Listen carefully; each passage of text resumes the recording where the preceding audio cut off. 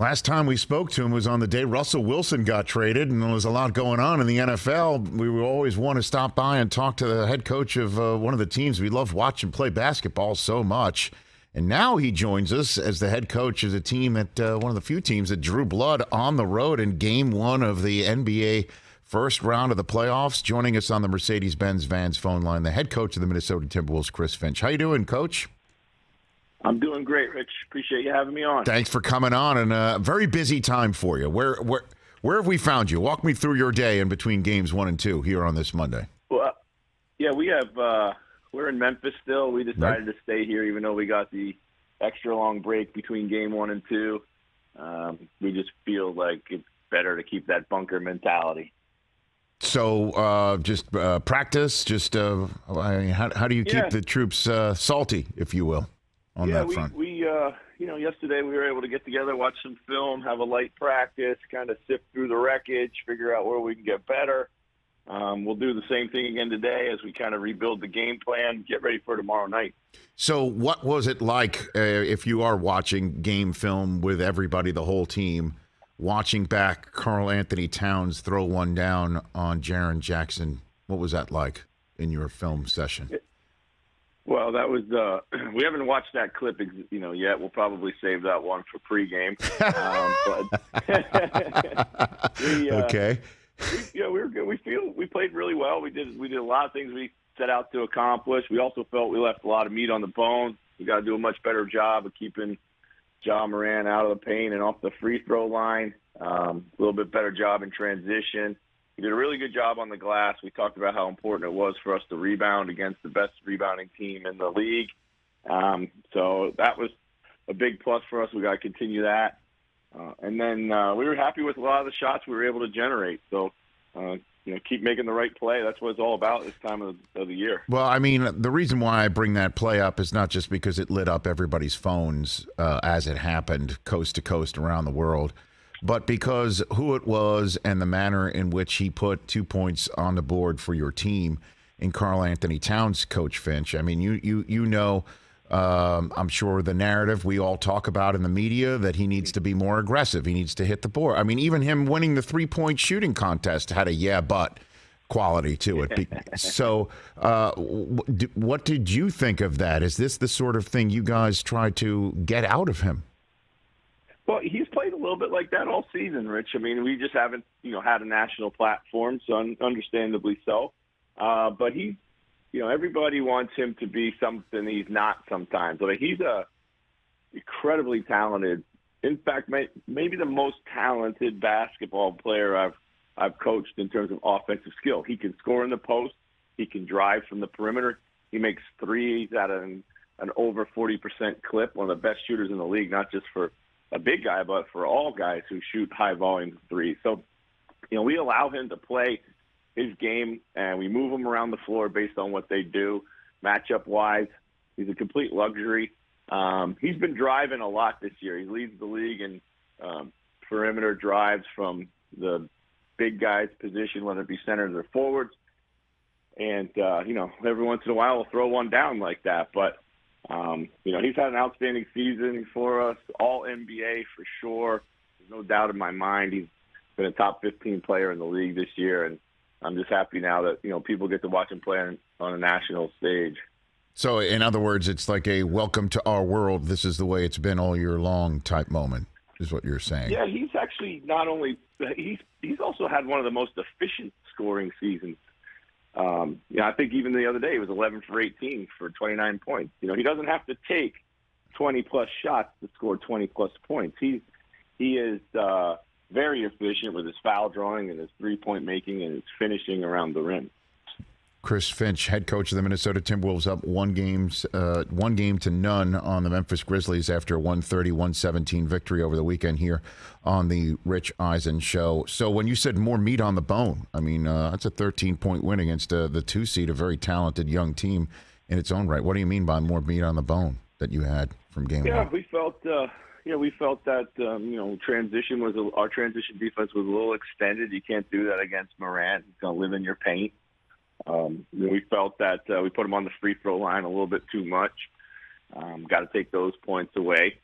there's always ways I think you can get better. We played extremely well. We got off to a great start. I think that was key to the win.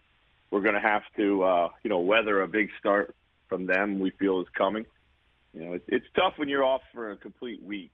There's no doubt that they would have been a little bit out of rhythm. They got that game behind them, so we'll face a different animal tomorrow for sure.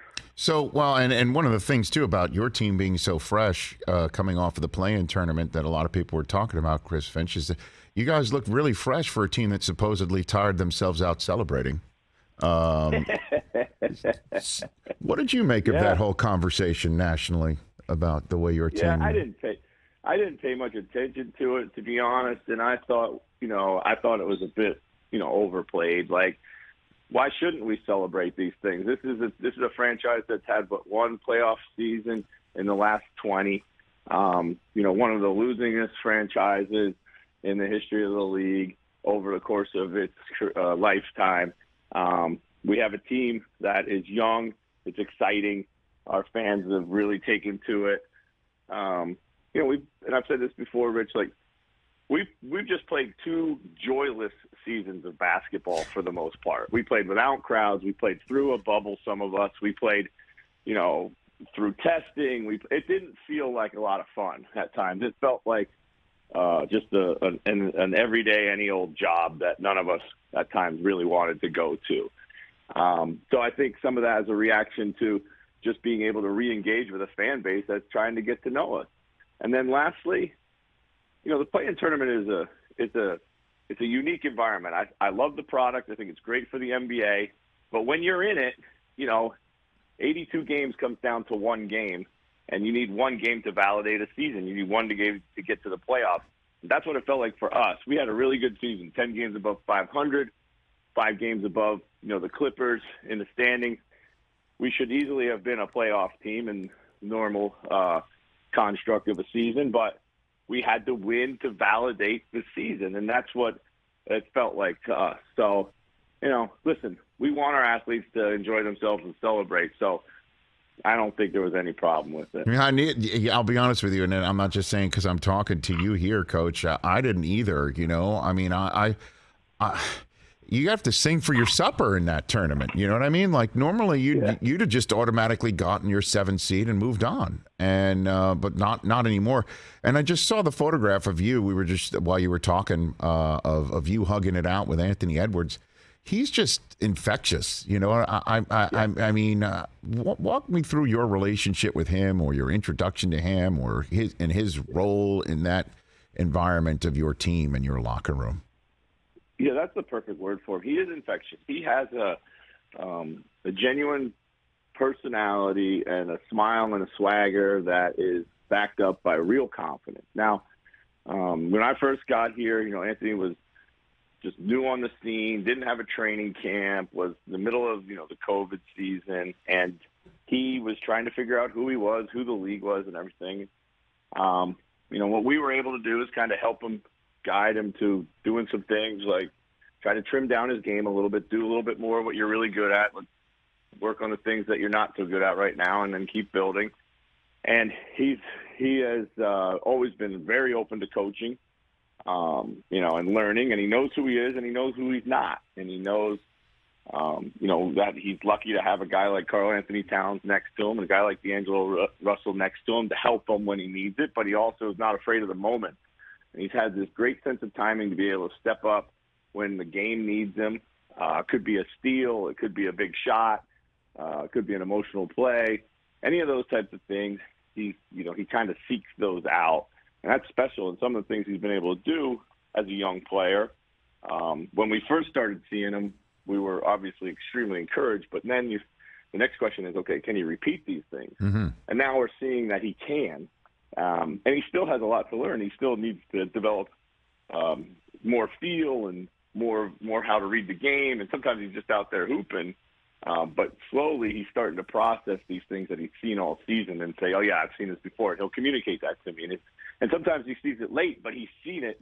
And now when he sees it again, the next time he makes the adjustment. So he's really starting to put it all together, which is exciting. I know, the Timber Pop or Timber, whatever nickname that he might have had when he came in. 36 points in 40 minutes in his first career playoff game is a grown-ass man stuff. That is for sure. Yeah. Yeah, and they were all timely, too. Yeah, and Karl-Anthony Towns, 29, Beasley with 23. So I guess what is the message that you would have to people who would think, well, you're just still the 7th seed, and there's the Suns, and there's the Warriors, and so on and so forth. What do you say when you hear that? Chris. That's Finch. true. That's true. Every one of these teams, including the Suns and the Warriors, and they all had to go through a process. And we're a young team, and we know we got a lot to figure out still. Second youngest team in the league, we understand that. This is the benefit of having a young team in the playoffs is that you get to accelerate that learning curve. Like, what does it take to win at the highest levels when it matters most? There's nothing better than to go into the summer and say, this is what we did well. This is what I got to do a lot better if I want to be one of the best players or the best teams in the league. Coach, really appreciate the time. I know you're making some time in the middle of everything, and I greatly appreciate it. I look forward to the next chat. Certainly love watching your team play. So entertaining. Such an entertaining team to watch. Appreciate that. Thanks so much, Rich. You got it. You take care. That's Chris Finch, the head coach of the Minnesota Timberwolves, fresh off of beating the Grizzlies right here on the Rich Eisen Show. Hey, you watched all the way to the end. Thanks for that. Watch more right here.